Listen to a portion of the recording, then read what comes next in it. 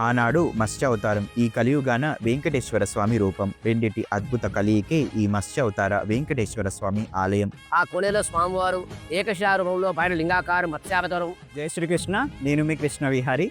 108 temple live painting యాత్రలో ఈరోజు మనం జిల్లెలగూడలోని శ్రీ మత్స్యావతార వెంకటేశ్వర స్వామి ఆలయానికి వచ్చాం.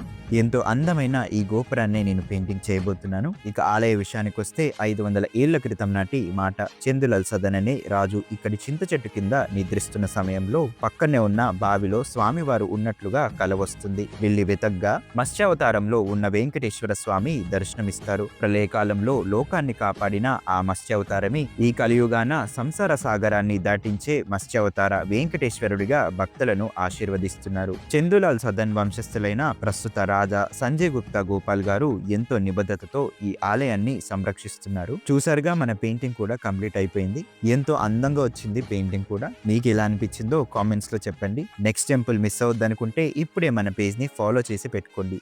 ఈ ధర్మయాత్రలో మీరు కూడా భాగం కావాలి కదా. మరో గుడిలో మళ్ళీ కలుద్దాం. హరే కృష్ణ.